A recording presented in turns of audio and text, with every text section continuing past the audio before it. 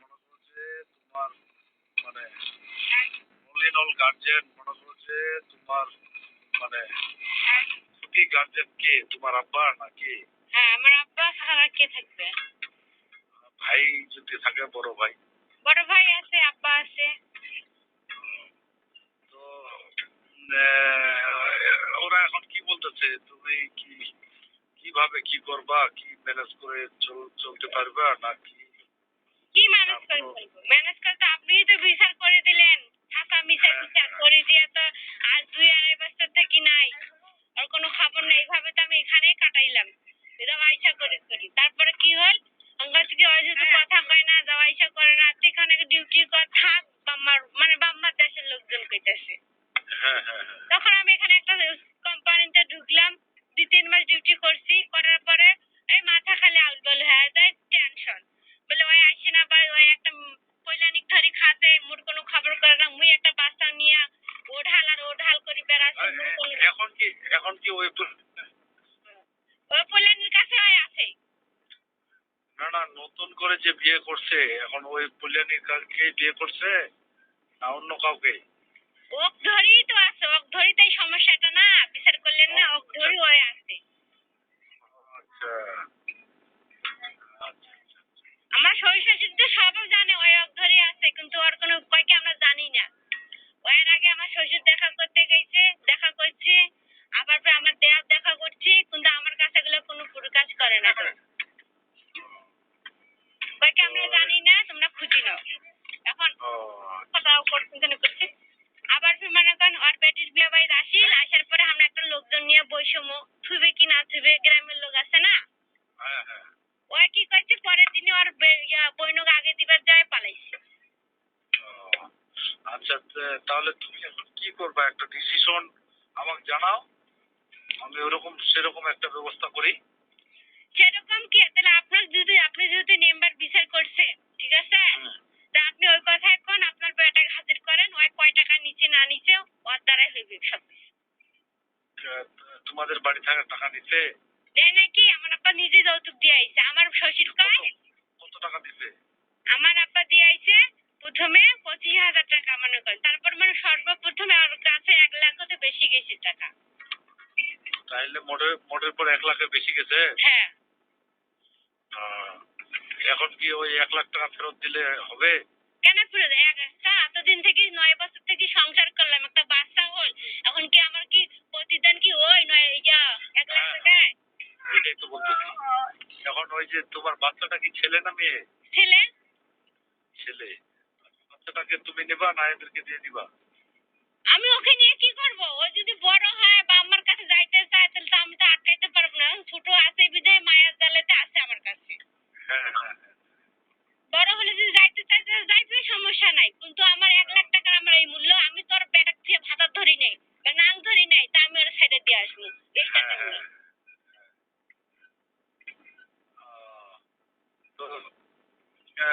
তো তুমি রংপুর শহর থেকে কত দূরে থাকো?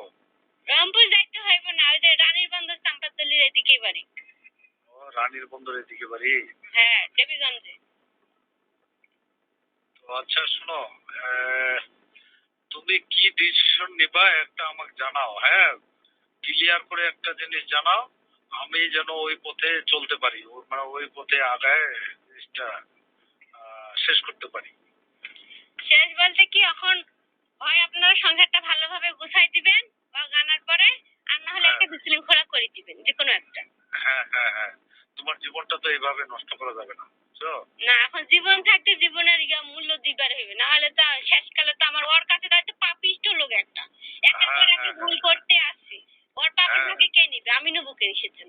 হ্যাঁ ভাবি না, মনে করো যে তোমার তো ভবিষ্যৎ নষ্ট হয়ে যাচ্ছে, ওর তো নষ্টই, ওর সঙ্গে তোমারও নষ্ট। নষ্ট না, আমি এইভাবে যাই ডিউটি করতেছি, ভালো পর্যায়ে থাকলে বা স্বামীর কাছে থাকলে চাকরি করতাম, সংসারে কিছু একটা উন্নতি করতাম, বাকি এখন তো চাকরি করে যায় না, চাকরি তো মন বসে না, কাজে কি করবো না করবো, বা আমার কাছে আর কতদিন খামু, শ্বশুর বাড়ি যাই, শ্বশুর বাড়ি খিলে আবার স্বামী আসে না, কথা কয় না, আমার জীবনটা কি এইভাবে যাবে? আল্লাহ কি আমার কি টাকায়ও না ঘুরি, অনেক কিছু কান্দাকাটি করি, কিন্তু কাউকে বুঝতেও দেয় না, তারপরে আমার দোষে আমি বলে মেহনত করি, মানে আমার দোষের কোনো ইয়েই নেই আর। তারপর কারো কাছে কি গেছিলাম বলে বিচারটা আমার করেন হ্যান ত্যান, এইভাবেই আসি বলে হোক ভালো হোক ওই খালি বাড়ি আসি। আমি কয়েকদিন ওই যে তোমার শ্বশুরকে না, তোমার শ্বশুরকে ধমক দেখাইছি, বুঝছো? যে আমার কাছে আসছিল ওই গার্জেন, আসছিল আমার ইউনিয়ন কাউন্সিলে, আসছিল, আসে আমার সঙ্গে কথা বলে গেছে, তোমরা কি ফয়সালা করবা, একটা একটা সিদ্ধান্ত নাও, নাহলে মামলা করে দিবে, মামলা করে দিলে তোমাদের খুব ক্ষয়ক্ষতি হবে।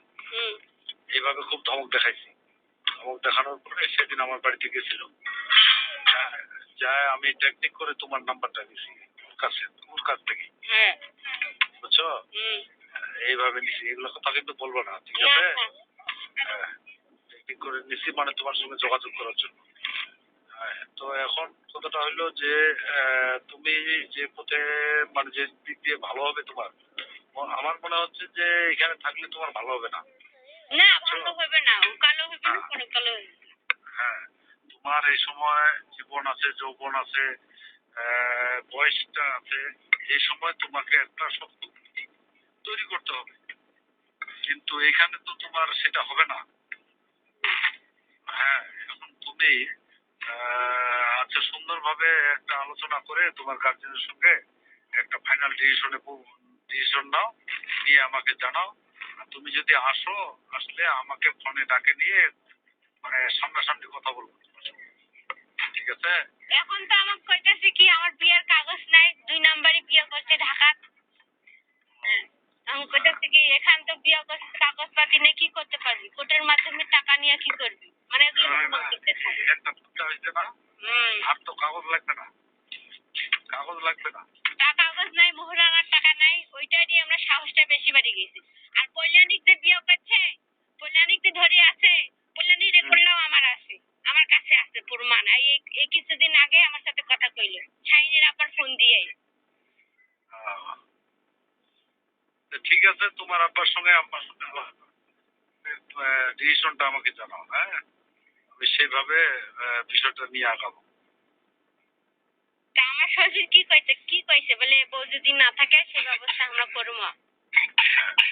না, আমি তো খুব চাপ দিয়েছিলাম, মানে ভয়ভীতি দেখাইছি ওনাকে, ভয়ভীতি দেখানোর পরে বলতেছে কি ওরা কি চাচ্ছে সেটা আপনি জানেন, আমাকে জানান।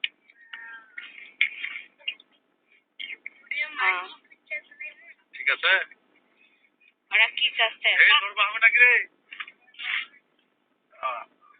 কি হবে জানেন, আচ্ছা আচ্ছা, তোমরা আমার চাপ দিবেন বলে তোমার বেটা জানো না, হলে কিন্তু আমি এই ব্যাপার নিয়ে থানার শুনতে অভিযোগ জানাবো। হ্যাঁ হ্যাঁ, শোনো, ওই ছেলেটা আমি অবাধ্য ছিল, বুঝছো? ছেলেটা হলো অবাধ্য ছেলে, এখন ওকে যদি আনতে হয় না, কেউ আনতে পারবে না। না আনি পাইবে, ওকে আনলে আইনের মাধ্যমে আনতে হবে। ওই তো আইনের মাধ্যমে যে অভিযোগ জানাবো, অভিযোগের মধ্যে যদি না আসে তাহলে আপনি আমার থানা যাবেন। হ্যাঁ হ্যাঁ, ওইটা আর কি, আনতে হইলে ওই আইনের মাধ্যমে পুলিশে আসবে না। না আসবে না, ওর কপালে কেউ থাকবে না লাস্টে। হ্যাঁ হ্যাঁ, তো এখন এখন এখন তুমি ওইটা ডিসিশনটা আমাকে জানাও, ঠিক আছে? হ্যাঁ আগে ডিসিশনটা করি বাপ মার সাথে, এখন হ্যাঁ হ্যাঁ হ্যাঁ, নিজে নিজে তার ভুল করা যাবে না, ভুল একবারে হয়েছে আরো। হ্যাঁ হ্যাঁ, তো ঠিক আছে। হ্যাঁ, আচ্ছা।